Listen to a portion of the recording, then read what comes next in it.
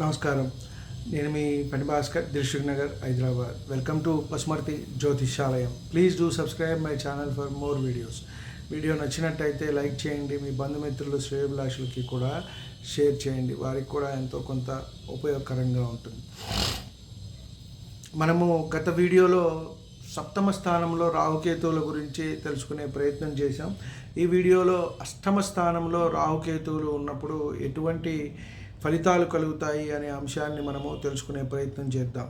అంటే ద్వితీయంలో ఒకరు ఉంటారు, అష్టమంలో ఒకరు ఉంటారు. ద్వితీయంలో రాహు ఉన్నట్టయితే అష్టమంలో కేతువు, అలాగే ద్వితీయంలో కేతువు ఉన్నట్టయితే అష్టమంలో రాహువు ఉంటారు. కాబట్టి ఇటువంటి ఫలితాలు మనకి ఉండవచ్చు, కలగవచ్చు అని.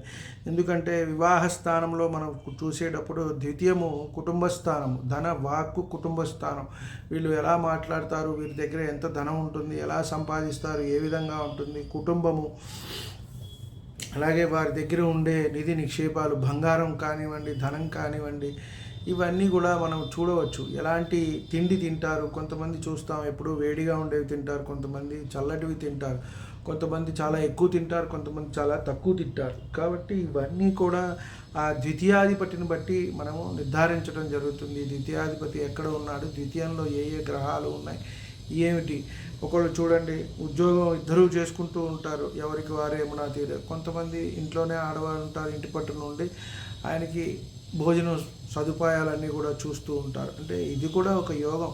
సరే, ఇవాళ ఉన్న కాలక్రమంలో చదువులు అందరూ చదువుకుంటున్నారు, ఉద్యోగాలు చేసుకుంటున్నారు, అందరూ కూడా వెళ్ళిపోతున్నారు. కాబట్టి సరే, ఇక రాత్రిపూటే అవన్నీ కూడా సాయంత్రం పూటే మనకి అందరూ కలిసి కూర్చుని భోజనం చేయటం, ఒకళ్ళు పెట్టడం అనేది. కాబట్టి ఇవన్నీ మనకి మారుతూ వస్తున్న అధునాతన టెక్నాలజీస్ ఏవైతే ఉన్నాయో, వృత్తులు కానివ్వండి, ఎడ్యుకేషన్ కానివ్వండి, దాన్ని బట్టి ఇవన్నీ కూడా మారుతూ ఉన్నాయి. కాబట్టి ఈ వీడియోలో మనము ముఖ్యంగా అష్టమంలో రాహుకేతువులు ఉన్నప్పుడు కలిగే ఫలితాల గురించి తెలుసుకునే ప్రయత్నం చేద్దాం. ముఖ్యంగా అష్టమంలో రాహు ఉన్నచో స్త్రీల యందు, ధన సంపాదన యందు విశేషమైన ఆసక్తి ఉంటుంది అని మనము చెప్పవచ్చు. వీడు అంటే మనం చూడండి, ఎప్పుడు ఏ పని చేయాలన్నా కూడా కొంత డబ్బులు అనేది ఆశిస్తూ ఉంటారు ఎక్కువగా. అంటే ఇవాళ రేపు గవర్నమెంట్, ప్రైవేటా, ఇంకోట అని కాకుండా ఈ డబ్బులు తీసుకోవటం అనేది పరిపాటి అయిపోయింది. ఏదైనా పని చేయాలి అని అంటే, ముఖ్యంగా మనకి పని అవ్వాలంటే మనం అలవాటు చేస్తేనే ఒకరు తీసుకుంటారు. ఇప్పుడు నాకు పని కావాలి, నాకు అది వారం నెల రోజులు పడుతుంది అంటే, నాకు వారం 10 రోజుల్లోనే కావాలి అంటే, అన్న చూడు ఒక 500 ఏదోటి, 10,000, ఒక 1000 రూపాయలు ఏదోటి కొంచెం తొందరగా కావాలి అంటాను.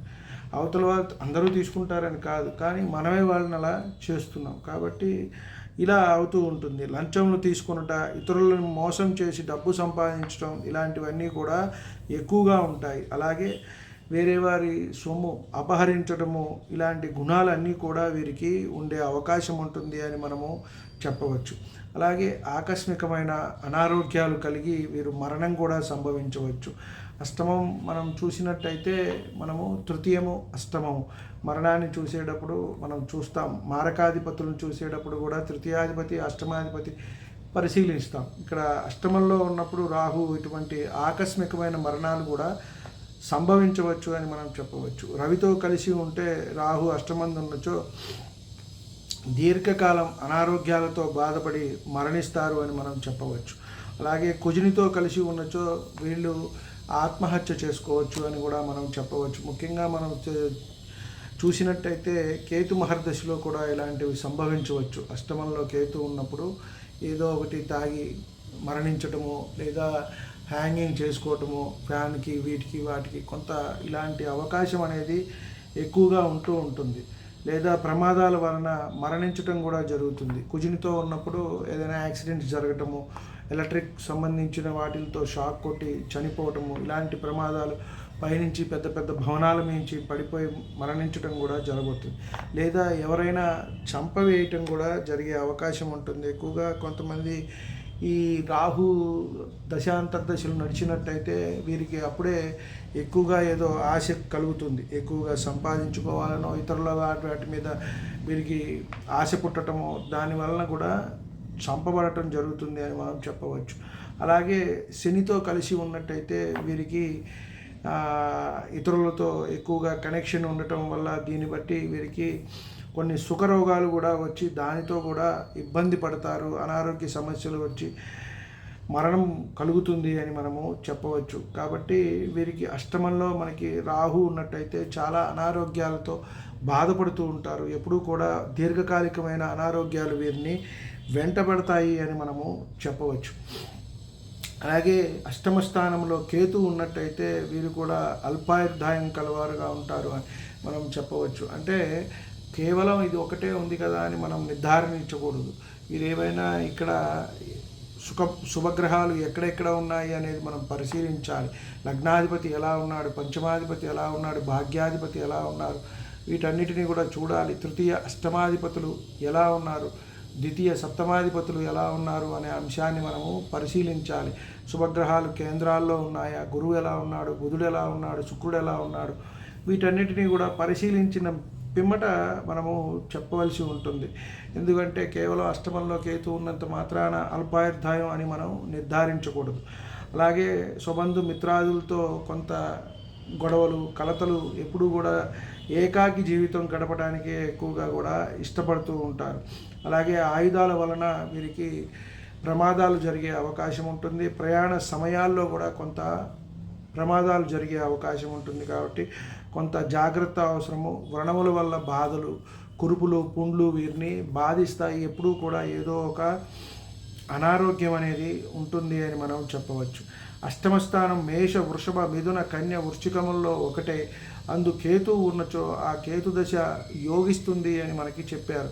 అంటే అష్టమ స్థానం మేషము, వృషభం, మిథునం, కన్య, వృశ్చికం వీటిల్లో ఏదైనా అక్కడ ఉన్నట్టయితే కేతు దశ యోగవంతంగా ఉంటుంది అని మనకి చెప్పటం జరిగింది. అలాగే స్త్రీలకు అష్టమ స్థానం సౌభాగ్య స్థానం అంటలో ఇక్కడ కేతు ఉన్నచో వీరికి వైదవ్య యోగం కూడా ఉంటుంది అని మనము చెప్పవచ్చు. కాబట్టి ఇక్కడ మనం పరిశీలించాలి. తర్వాత మనము వివాహ పంతను పరిశీలించేటప్పుడు ఆ వచ్చిన అబ్బాయికి ఎలా ఉంది, అష్టమం ఎలా ఉంది, తృతీయం ఎలా ఉంది, ద్వితీయం ఎలా ఉంది, సప్తమం ఎలా ఉంది, స్థానం ఎంత బలంగా ఉంది, అలాగే లగ్నాల్లో శుభగ్రహాలు ఎలా ఉన్నాయి, 1, 4, 7, 10 లార్డ్స్ ఎలా ఉన్నారు, 1, 5, 9 లార్డ్స్ ఎలా ఉన్నారు, వీటన్నిటినీ కూడా మనము పరిశీలించాలి.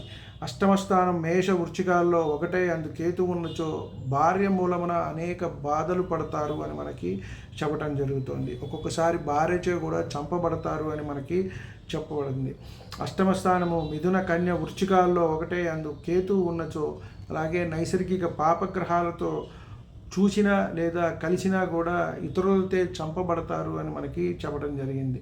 అలాగే ఒక్కొక్కసారి మరణశిక్ష వేయటం, అంటే ఏదైనా కేసులో ఇరుక్కోవటం ఎక్కువగా చూస్తూ ఉంటాం. వారిని వీరిని చంపబడటం, జైళ్ళల్లో ఉండటం, ఇలాంటివన్నీ కూడా ఉరి తీయటము అనేది కూడా మనకి చెప్పబడి ఉంటుంది. వీటిని మనము ముందుగా నిర్ధారించేటప్పుడు ముందుగా మనము ఒక 4-5 వీడియోల ముందు మనం చేసుకోవటం జరిగింది. ఆయుర్దాయ పరిశీలన ఎలా ఉంటుంది, బాలారిష్టాలు ఎలా కలుగుతాయి, అలాగే పూర్ణాయుర్దాయం ఎవరికి ఉంటుంది, అల్పాయుర్దాయం, మధ్యమాయుర్దాయ ఆయుర్దాయం ఎలా ఉంటుంది, వీటిని అన్నిటినీ పరిశీలించిన తర్వాత శుభగ్రహాలు, పాపగ్రహాలు ఎవరితో కలిసి ఉన్నాయి, ద్వితీయ సప్తమాధిపతులు, తృతీయ అష్టమాధిపతులు ఎలా ఉన్నారు, వీటన్నిటి పరిశీలన తర్వాత మనము కొంత నిర్ధారించవలసి ఉంటుంది.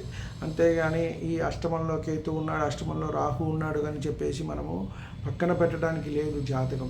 కాబట్టి ఆడవారైనా మగవారైనా సరే కొన్ని ఇవి ప్రామాణికంగా చెప్పబడినవి కాబట్టి కొంత ఇబ్బంది ఉంటుంది. కానీ మనము మిగతావన్నిటినీ కూడా పరిశీలించి మనము వివాహ పొంతనలో మనము ఒక జంటను ఒకటి చేసి మనము వివాహంలో అలాగే ముందుకు అభివృద్ధి అంటే మానవుని జన్మ ఎలా ఉంది అంటే కామి కానివాడు మోక్షగామి కాలేడు అని చెప్పని వివాహం చేసుకోవాలి, సత్సంతానం కలగాలి. దాని ద్వారా మనము ఈ సమాజాన్ని వృద్ధిపరచడానికి మనం కూడా మన వంతు ఒక కారణం అవుతాం. సరే, ఇవాళ రేపు చాలా గొడవలు, ఇబ్బందులు, వివాహ వ్యవస్థే విచ్ఛిన్నమైపోతుంది. ఇబ్బందులు 1, 2, 3 వివాహాలు కూడా అవటం అనేది జరుగుతోంది. ఒకంత ఇది బాధాకరము, ఇబ్బందికరమైన అంశమే. కానీ మనం ఏమీ చేయలేం.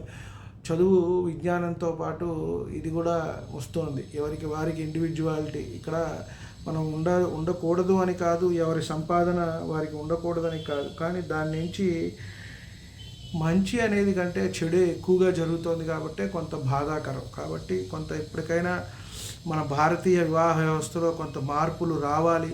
కొంత మంచి సమాజాన్ని మనము నిర్మించుకోవాలి. వివాహ వ్యవస్థను మన ఏదైతే ఇతర దేశాలు ఒక 180, 190, 200 దేశాలు మన భారతదేశాన్ని గర్వించడానికి కలిగిన ఏకైక కారణమే అది వివాహ వ్యవస్థ. అంటే అలాగే ఉండాలా, కొట్టించుకుంటూ తిట్టించుకుంటూ భార్యలు ఇదివరకు అలా ఉండేవాళ్ళు వంటింటి కుందేళ్ళలాగా అంటే అని ఎవరు చెప్పరు. కాలానుగుణంగా అన్నీ మారుతూ వచ్చాయి. మన ఇండియాకి కూడా అన్నీ వస్తున్నాయి. ఇవాళ లివింగ్ రిలేషన్స్ అని, ఒకళ్ళతో సంవత్సరం అని, ఇంకోటని 2-3 వివాహాలు ఇలా చేసుకుంటున్నారు. కానీ ఇది మంచి పద్ధతి కాదు. పిల్లలు మనం ఏం చెప్తాం వాళ్ళకి, ఏమి మనం భవిష్యత్తు తరాల వారికి మనం ఏమి ఇస్తున్నాం సందేశం అనేది చాలా ఇంపార్టెంట్. కాబట్టి మనం ప్రతి ఒక వీడియోలో చెప్పుకోవడం జరుగుతోంది. అప్పుడప్పుడు ఇలా 4-5 వీడియోలకో 10 వీడియోలు కాకపోతే ఏంటంటే ఒకళ్ళకి ఇద్దరికి మార్పు జరిగిన, మంచి జరిగిన సమాజం కొంత మంచి జరుగుతుంది. మన భారతీయ సనాతన ధర్మాన్ని మనము నిర్మించుకున్న వాళ్ళం అవుతాం. అందరూ కూడా మనల్ని వేలెత్తి చూపకూడదు, మనల్ని చూసి గర్వపడాలి. అలాగే వాళ్ళు కూడా ఫాలో అయ్యేలాగా ఉండాలి. కాబట్టి వీడియో నచ్చినట్టయితే లైక్ చేయండి. మీ బంధుమిత్రులు శ్రేయోభిలాషులకి కూడా షేర్ చేయండి. సర్వే జనా సుఖినో భవంతు. శాంతి శాంతి శాంతి.